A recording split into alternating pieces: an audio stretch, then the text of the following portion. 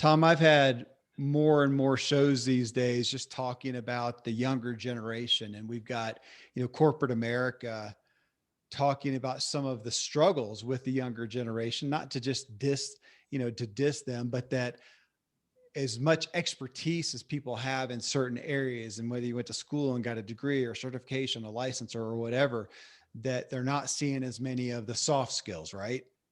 Which I'm grateful for somebody recently, I don't know who it was, called saying that it shouldn't be soft skills. These are essential skills, but it's the people skills. It's how to win friends and influence people.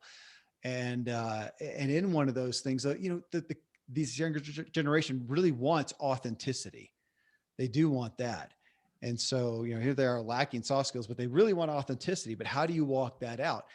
And you and I grew up in an era where a lot of people on stage, if you're an expert, an author, a coach, a consultant, whatever, you really you got to know it all. And I think we're at an age when people are less trusting of that, less desiring of that know it all. So you know, how do you be a coach, be an expert, but also have humility, in that? And again, I'll preface this again. I mean, the point of this show is to help all those out there who are coaches, who are consultants. And you could put in that, I mean, obviously, Tom, business owners, managers, leaders. If you're leading people, influencing people, how can you do that better? How can you get better results? How can you get better testimonials? How can you get more referrals from people? And I'm going to throw it at you on this, Tom, but I want people to hear that you can be a great coach. You can have great expertise. You can even lead a client to a good result and yet not get referrals from them, not get repeat business from them if they don't, know, like, and trust you overall. And this aspect of humility is one that it just keeps popping up for me, Tom. And I know you've seen the good, the bad, the ugly of this, and you saw your dad walk it out so well. You walk it out so well. You teach people in the Ziglar coaching, how to do this so well, but it just seems like it's a danger that comes with leading and coaching. Absolutely. There's a lot of that's kind of a loaded question. Yeah. You said, how do you get referrals? You can do a great job with someone and you may not get a referral out of it. And Rabbi Lapin says that opportunity seeks out the generous. Mm. That's generous. That's good. And so what does he mean? The way he explained it is that when we are generous with someone, then it's easy for them to refer us. And the reason is that if I say, let's say, Kevin, you come to me and you say, hey, Tom, I've got this thing. Can you help me with it? And I say, Kevin, that's out of my expertise. I'd love to help you, but I can't. And then you say, well, Tom, I value your opinion. Who would you recommend that I go to? Yeah. So in my head, you and I are really good friends. And my first thought is not who is the most selfish, egocentric person I can refer you to, because I value our friendship. What I'm going to do instead is I'm going to think of who do I know who's an expert and who is generous, who is going to treat you right. Yeah. Yeah. Right. Yep. And yeah, I've been recommended. I bet this happened to you, Tom, where I'll say, hey, I'm looking for somebody here. And they'll say, okay, so this person is really good. And they think they're really good too. So you're going to have to deal with that. I've gotten that way too many times. So I think generosity and being humble, a lot of times like those go hand in hand. Yeah. And I love this subject because when we look at as a coach, what's the key? What is it that a great coach does? And coaching is different than mentoring. A mentor will bring not only experience, which a coach brings, but a mentor a lot of times will just out and out say, you should do it this way. This is what worked for me. I think you should go and try it. A coach is far more on the discovery side. A coach is going to dig in and ask the questions, that allow the coachee to discover what it is that they really want. And then ask the questions. Okay, you really want that. What does that mean? How does that change your life? What are the things you've got to do to go and get that? Yeah. And it takes a lot of, and because you coach people who come from a different experience, different walks of life, different gifts and talents, different personality styles, it takes a lot of humility to let their self, who they are and where they've come from, shine and really direct the type of answers they need to go and find. Because if you're arrogant or you've been there and done that, and this is the only way to do it, uh, you're gonna emphasize, hey, this is what I think you should do based on my experience, which may not be the best solution for them. Well, so on that solution, you answer that. So Tom, you spend a lot of time, well, you coach coaches and how to do this well through Ziglar coaching, but then you also act individually as a coach, as an executive coach. And this isn't fair to ask a number, but a percentage, if you had to throw a ballpark at it, just that solutions, how much time do you spend giving answers and solutions as opposed to how much time do you spend as a coach asking questions that they can answer themselves instead of you giving that, like you said, the mentor, hey, here's what you should do. It's a lot like sales. If you're talking more than 20% of the time, you're not the one making the sale. So, That's great. and so even when I end up talking more than 20 or 30% of the conversation, a lot of times it's rephrasing what was just said Yeah. and digging into that a little bit. And I'll admit, just like everybody else, every now and then I'm just like, hey, what about A, B, and C? Um, because some of what people are coming to me for, because of my experience, is they're like, hey, I'm ready to implement whatever. What do you see? Right. And so when they say, what do you see? I say, well, have you thought about this or have you thought about that? How does that feel? Yeah. And so it gets a little bit more into the recommendation, but very rarely is it, um, at the beginning of a relationship where you're doing that. Well, and yeah, and I understand that there are some times when I've even gotten frustrated with somebody who won't be prescriptive enough, like a doctor. I get on Randy sometimes with that. There's been so many times with doctors with back with one of my kids who had a lot of medical one of them had a lot of medical issues where I found myself saying, "Oh my gosh, what would you do if it was your kid? What would you do?" And they don't want to answer that sometimes, but I'll go, "Come on, seriously."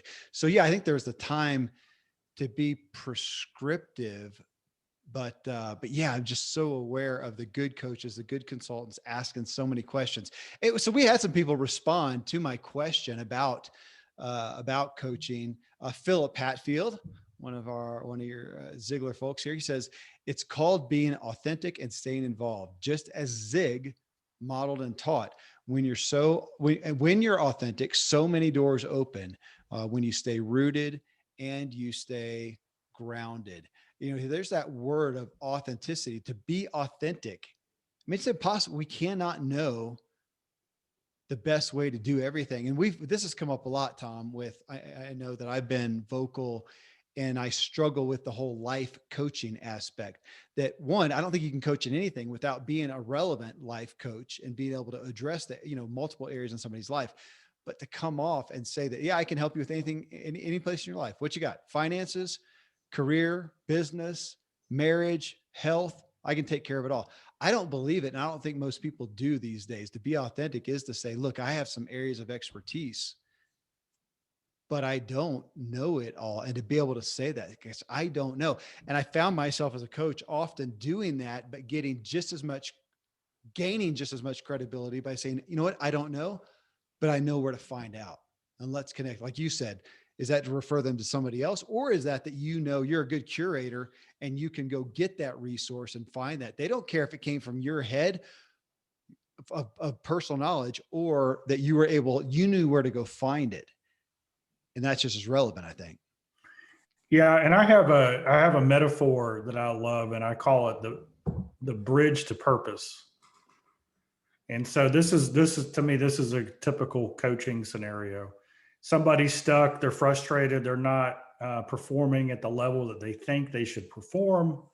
Uh, and it could be all the way from super negative, and the boss is like, look, if you don't get your act together, you're fired. And so you need to go see a coach, to somebody's dragging in reluctantly, to somebody who is paying 3 or 4 coaches in different areas, and they're just such a student and they're just so eager to learn, that they're like the ultimate person to work with, right?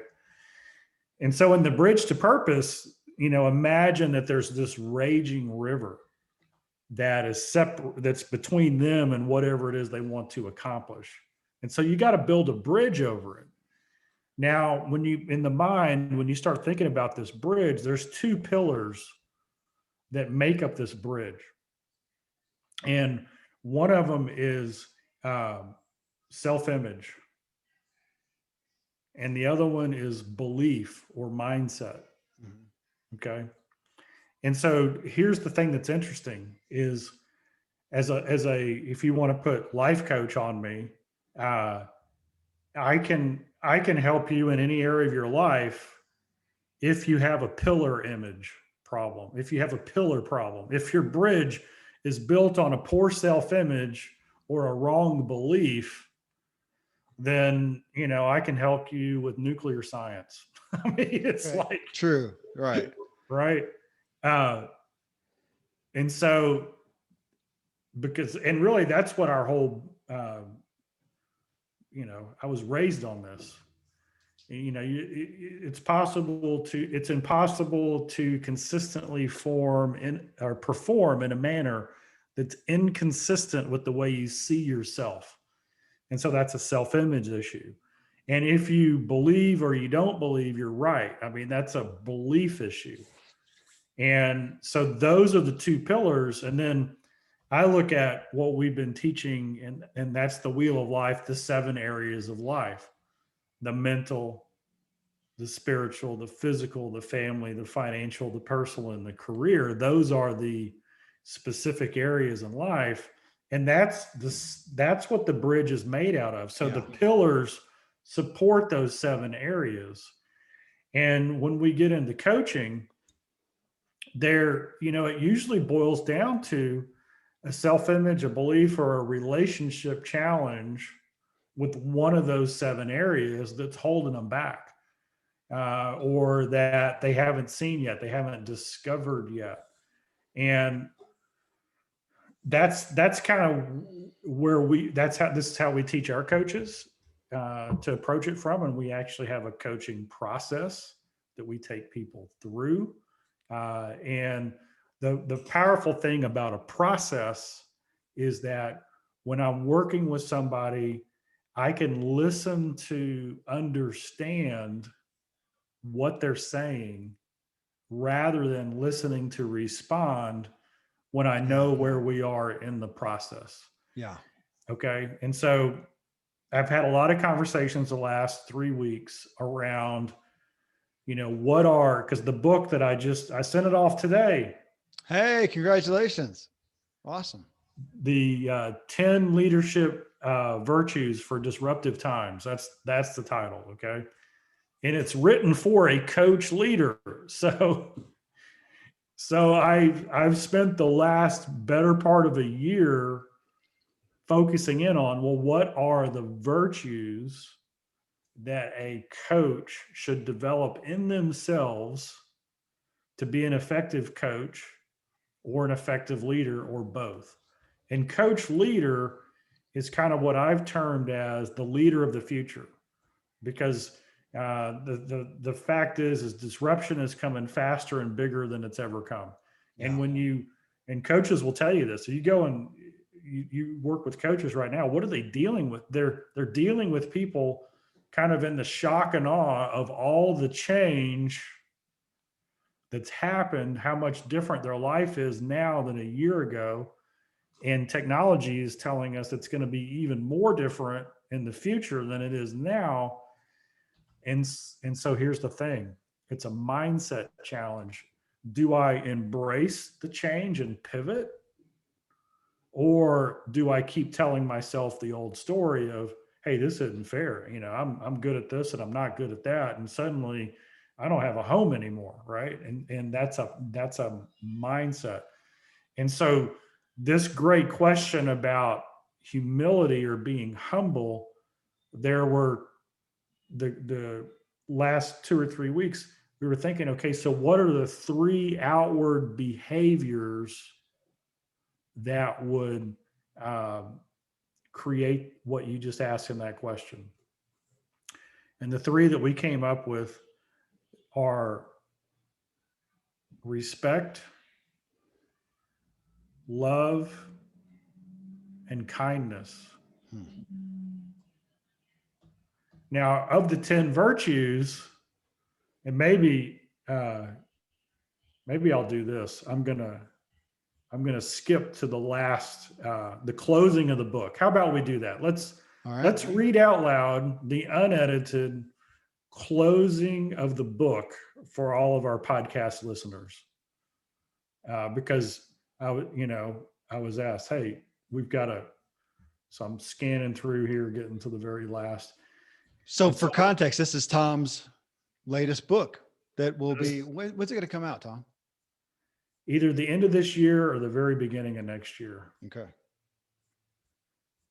So as I'm scanning through, because we just put it into a new document, and I've listed these 10 virtues, and interestingly, none of the 10 virtues were love.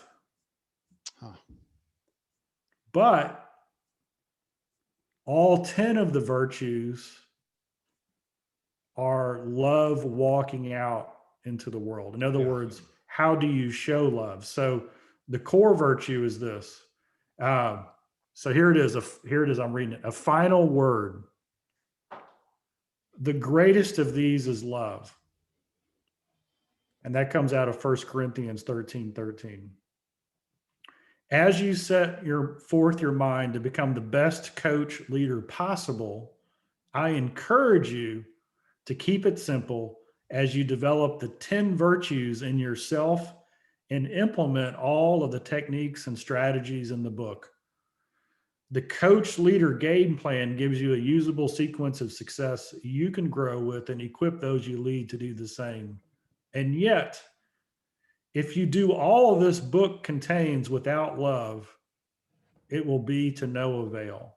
Yeah. Perhaps another way to look at becoming an outstanding coach leader is to consider that only one virtue really matters, and that is love. And all of the other virtues are simply ways of expressing love. After all, if you love yourself and those you lead and God, wouldn't you follow through in expressing that love in the ways that allow yourself and others to become the person God created you to become? So that's the wrap up. And so people always want to go, yeah, but I need to narrow this down. And so one of the 10 virtues is being humble. I mean, it's right in there. But the 3 that I think you lead with are respect, love, and it just blanked on me. Kindness. Kindness. I thought you were giving a dramatic pause. Yeah. Kindness.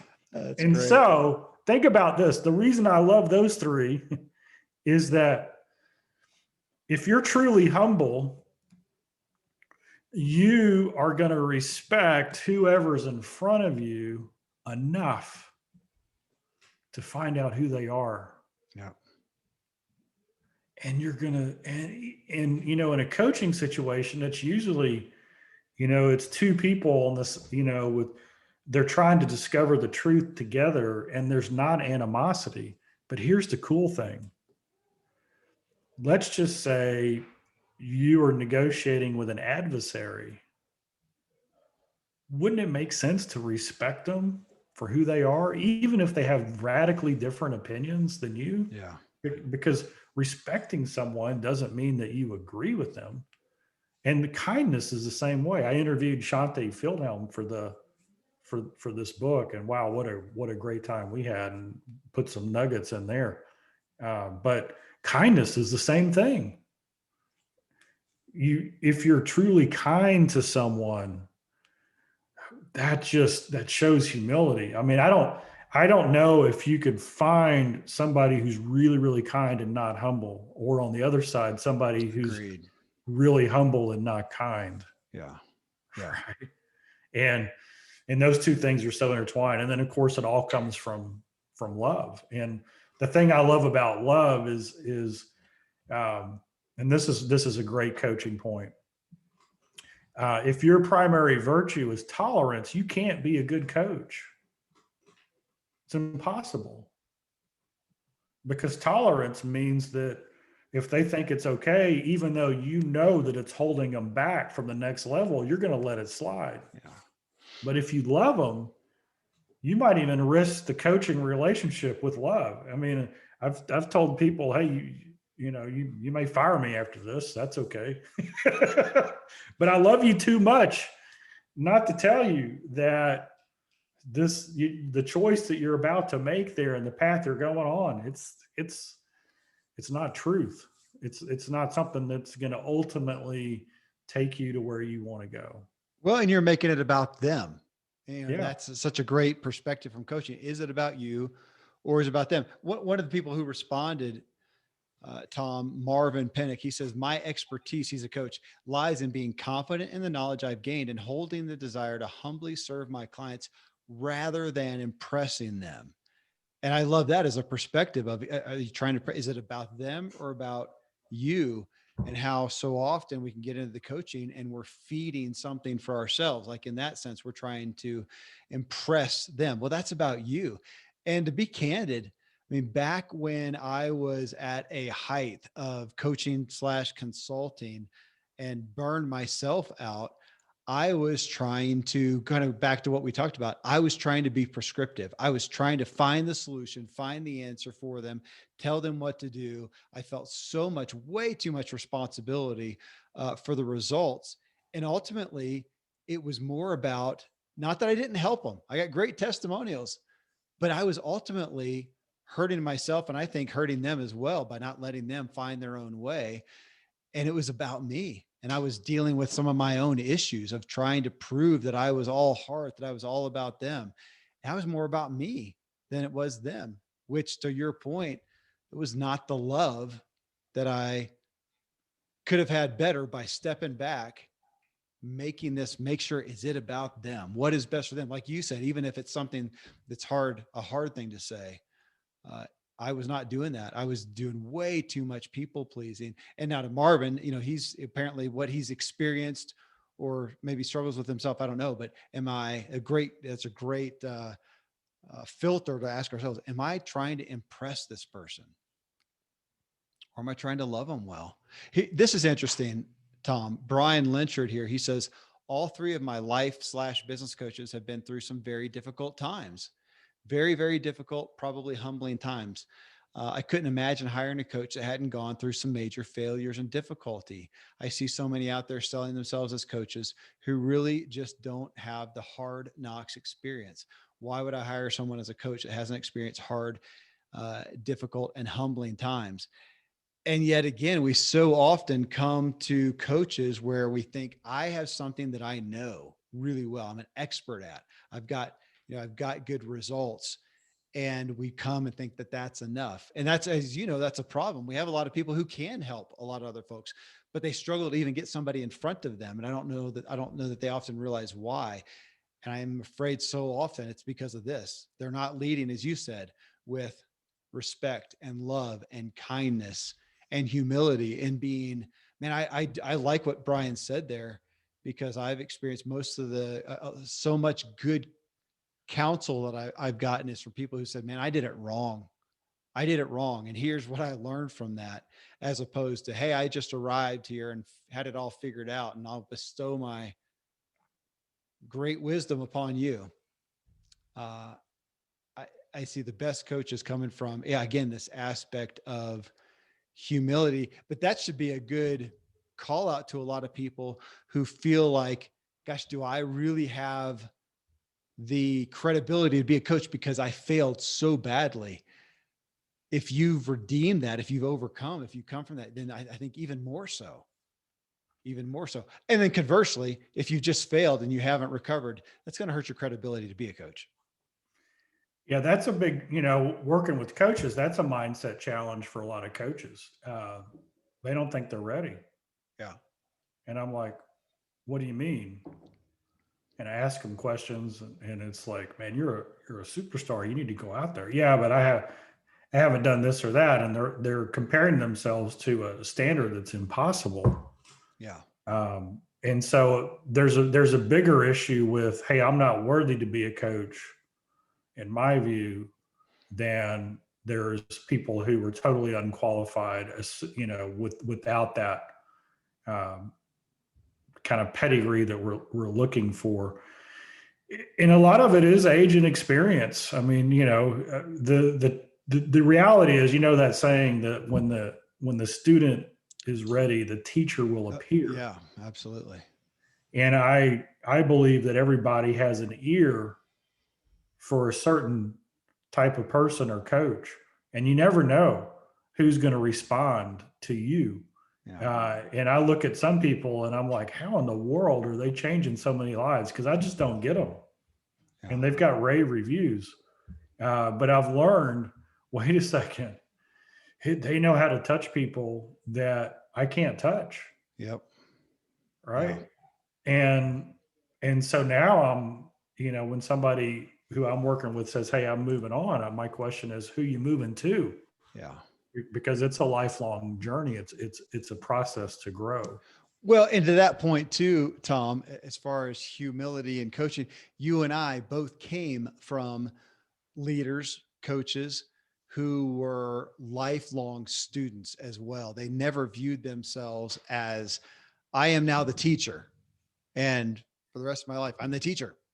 Everybody else is students, or I think we get into this, we can fall into this of leader and follower, that some people are leaders. I just did a show, a motive podcast on this topic of feeling like there are leaders and there are followers.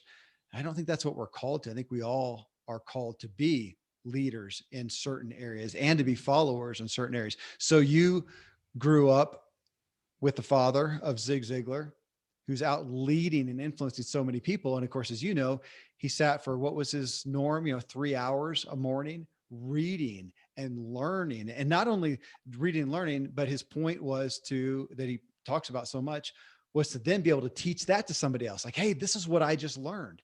And I'll never forget realizing that with my dad, that here he was, and I saw him as this leader, coach, influencer, author, expert, people paying him for his counsel. And yet he was the first one to be, he had a budget, a week or a monthly budget, yearly budget on him getting taught, of him being the student, him being the follower. And I recognize that as that is a humility in and of itself. And so I think as us as coaches, if you're sitting out there as a coach, that part of your training, part of your reality as a coach is that you are, as a coach, and I'm going to put slash teacher slash leader, that you also are proactively a follower and a student as well. Otherwise, you're going to end up over here feeling like, believing that you need to be the end all leader to the world all the time. And you get into that. Randy and I talk about, of course, he's a doctor, he's an MD. And, we joke so often about, when you're a doctor, you're supposed to know everything. It's like by proxy. So you're supposed to, and it's pedantic is the word that we come across. Is it one of the pedantic docs, or, like a Yeah. real life person? Yeah. Well, Einstein, I think his humility was expressed in his curiosity. Like his his virtue probably that stood out was, his intellect was second to none, but it was his curiosity that allowed that to make a difference. And so he was always trying to figure out what he didn't know, Yeah. and always in amazement, in that area. When we think about coaching someone, there's a lot of definitions that go out into the world, because what you described you were doing is more consultant than coach. Right. And you know what? There's a valuable place in the market for a consultant. Companies or individuals that need results that they're not really worried about the how of learning the mechanics of it. They just want to know what to do. They the why, they don't care. The what do I need to do? Let's go do this. And then coaches, I believe, should be really focused on that individual and helping that individual discover what it is that they want, and then ask the questions that help them discover and take ownership of the choices that they make towards that. Now at Ziglar, my goal is to actually take it one step further, because we look at coaching through a legacy lens. Yeah. And legacy is when you help those you love grow through life's most difficult challenges. Hmm. Legacy is when you teach and transfer the wisdom, the knowledge, the habits that allow someone to make good decisions that ripple through eternity. And so ultimately, I want our coaches to coach so well that who they're coaching can actually take what they've learned and coach themselves when need be, or coach their family members, Yeah. because the process works. It's so simple. It's so next step. So people will say, well, once you learn the process and you can coach yourself, then you don't need a coach anymore.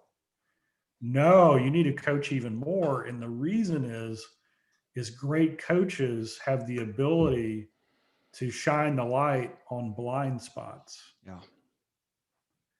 And so one of the reasons I think everybody needs at least one coach is we've all got blind spots.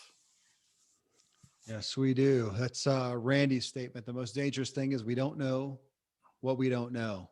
I want to point out something you said about me. It sounded like I was doing more consulting. That is what I grew into. And I literally left, just for me, I left the term coach because I didn't see that I did that well. I was a good consultant to do an initial audit to see, where you want to go, where are you right now, audit that and say, man, here's where I think a good direction would be for you to go.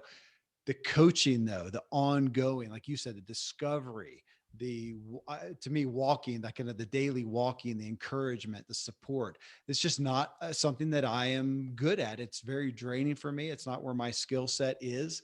And so I made that delineation between consultant and coach. And as a consultant, I'm very good and I do that today, but not as an ongoing coach. I think even that is good for people to think about as they are positioning themselves as a coach, slash consultant.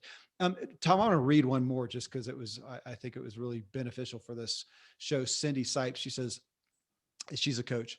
I will often use examples from my own life. I share how horrible something was, how I worked my way through it, and how I deal with things like that now.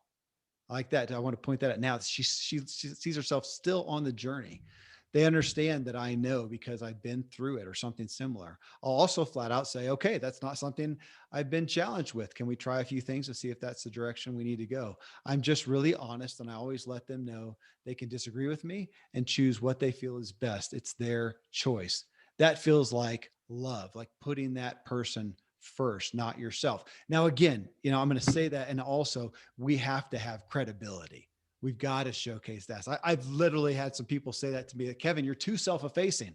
Come on, you've obviously got some expertise here. Don't discount yourself. That we do have to have credibility. We do have to have expertise. We do have to have overcome or have some overcoming, even if we're on the journey to say, gosh, I'm still on this journey, but I have achieved XYZ. I may be further around the corner than you are, and I can help you, in those regards. And I have had some people just on that aspect of credibility say, just say, man, I would like to be a career coach. I really am suffering in my career.